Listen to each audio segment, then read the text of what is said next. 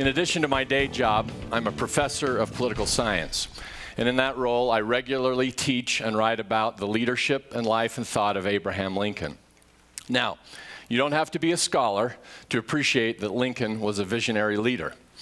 But I will say that in some of my recent research, I've uncovered some evidence that Lincoln was far more visionary than even his greatest admirers have known. What I'm about to show you has never been published. You're the first to see it here, and what it reveals is simply incredible. Take a look.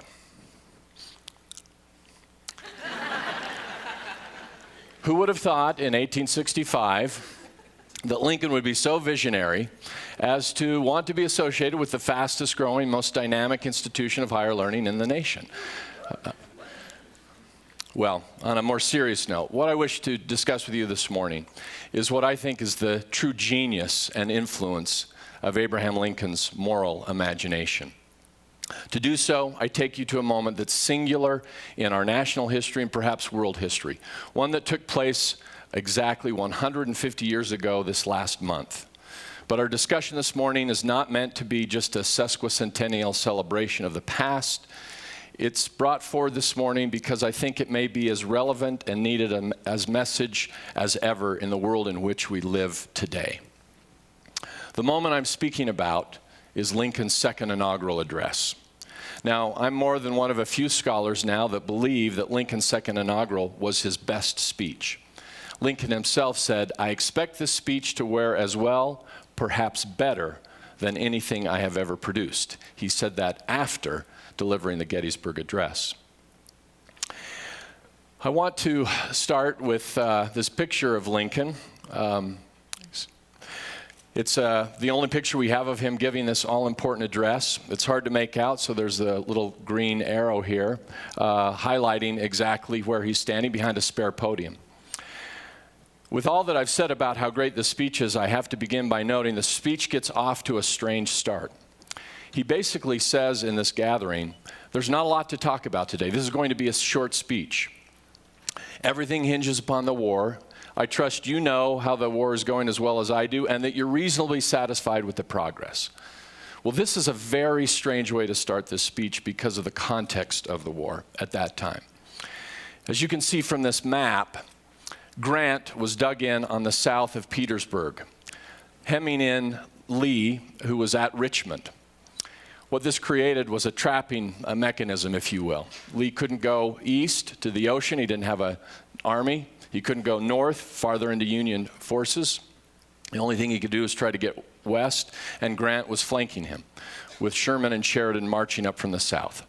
What the whole country knew at that point is that the Confederacy's best general and biggest army and Confederate capital was in the clutches of Union forces and their hands.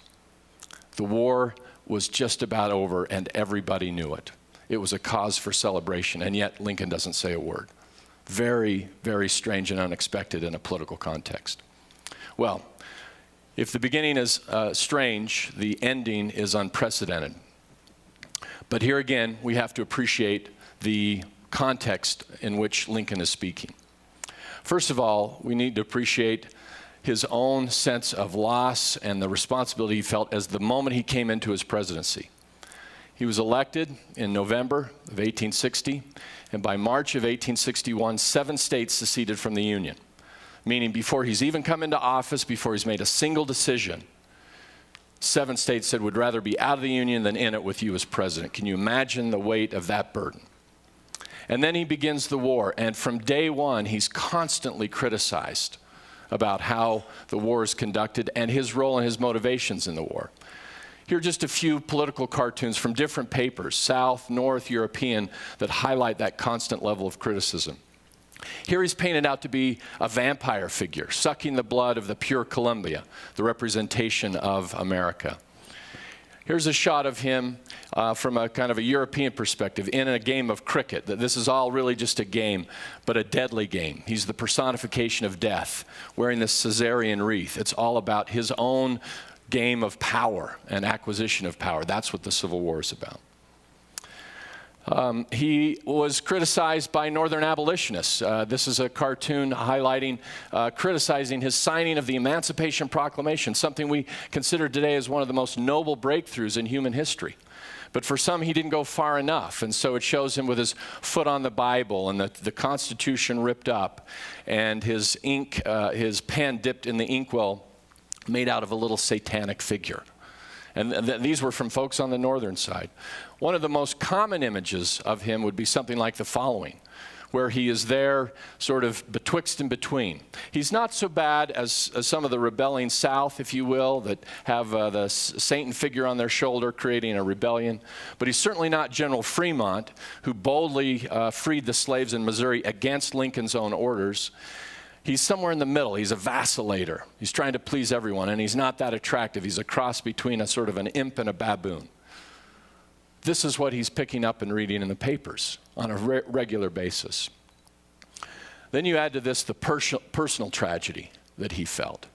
While he's in office, his young son, Willie, contracts a very serious illness. And on a night where he and his wife had to go to a social function, they did so with a heavy heart, came back, and he was even sicker and died thereafter. This was a great moment of loss for both of them, and then especially for Mrs. Lincoln, who dresses in black for now weeks on end and refuses to be consoled, and already erratic behavior becomes even more erratic behavior. In the midst of carrying all these burdens, his home life was almost as difficult as his national life. And then there's the matter of the blood, the carnage. Here's some statistics culled from the U.S. Department of Defense, the official statistics from the war. Now, what you'll see here is some numbers that may not compute, because you've probably heard all your life that there were more people killed in the Civil War than all of our other major wars put together. That doesn't appear to be the case here.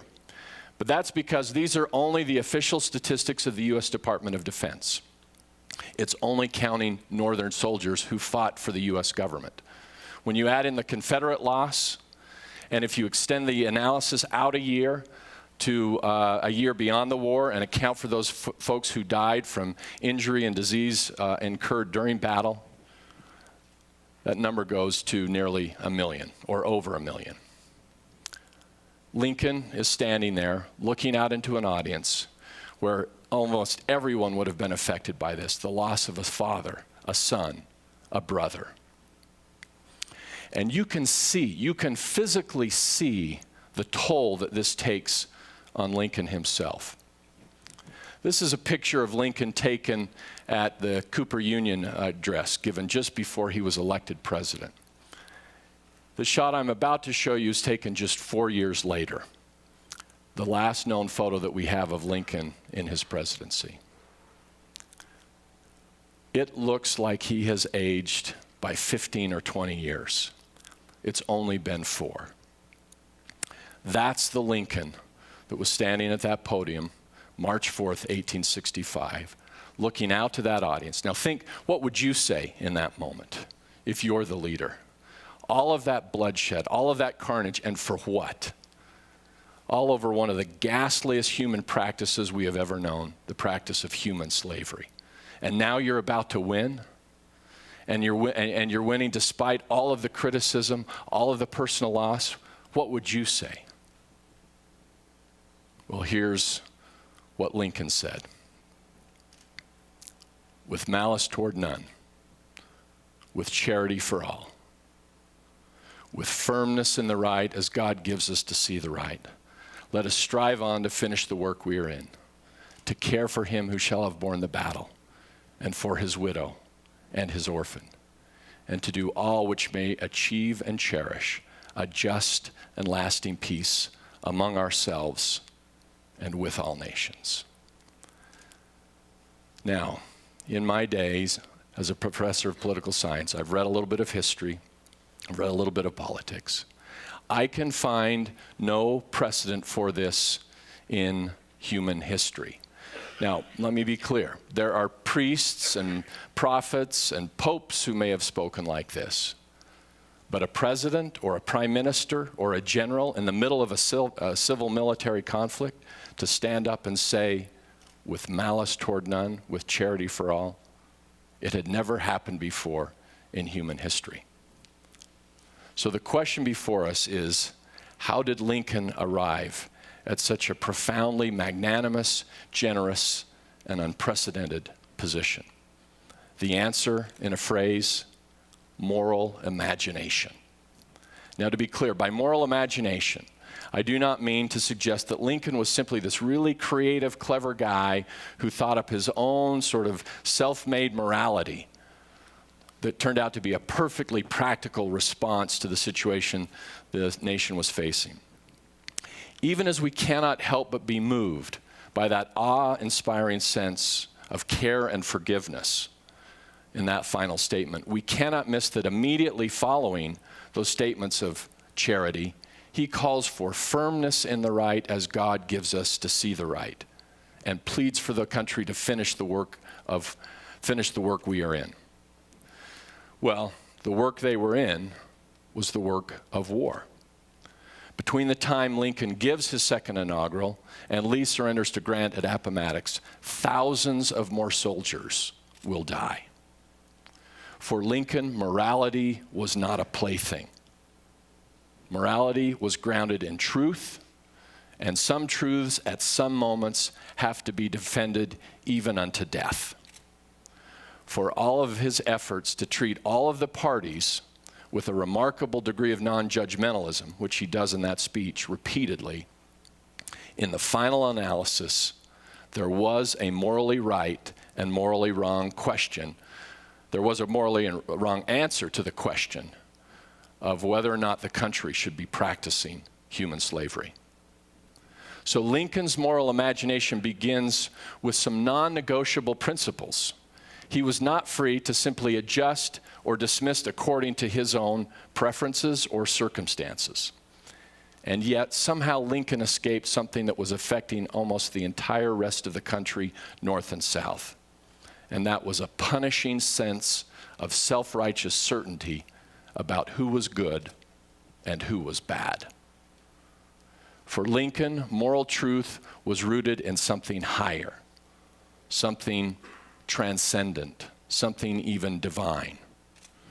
He was thinking this, and he wasn't, but he was alone. Unlike virtually any other theologian or public intellectual of his day, he exercised a tremendous amount of modesty about his own ability to fathom exactly what that higher understanding was and what its divine source intended. This, by the way, helps explain that strange start of the speech. He could not predict the end of the war because it was not his war.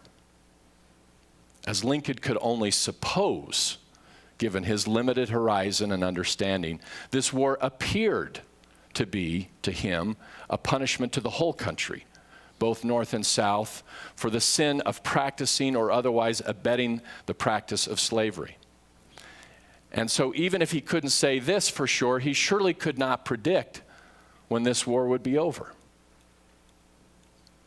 With this, we also get finally a glimpse of how he arrived at that unprecedented ending. In the end, what Lincoln did was imagine a breathtaking new tapestry of thought based not on some newfangled set of ideals of his own fashioning, but on the most traditional political, ethical, and religious ideals of his day, but plumbed to their very depth. What Lincoln imagined was a world where Americans were deeply serious, even deadly serious, about the truth that all men are created equal.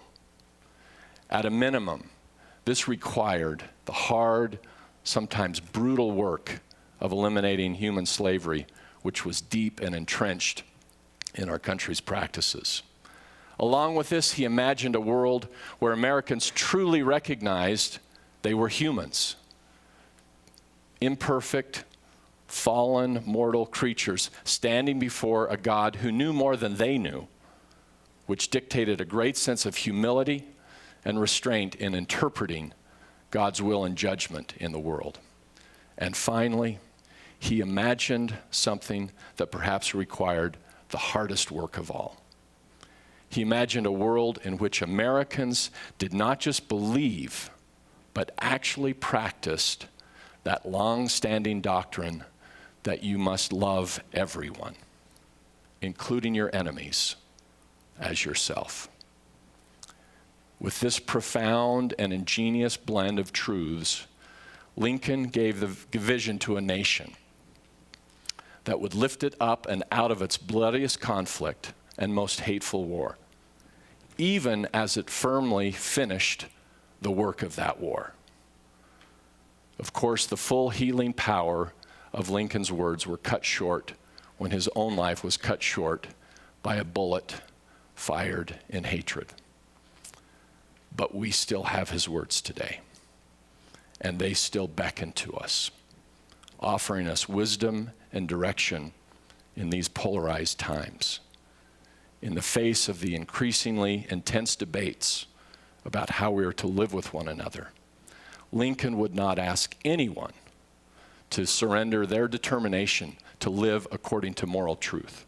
If anything, he would call us to the difficult task of thinking as deeply as we can about the founding ideals of this country and what they demand. And once we think we know what those ideals demand, he would ask us to pursue them with malice toward none and with charity for all. I cannot think of a more timely and needed message for our day. Thank you very much.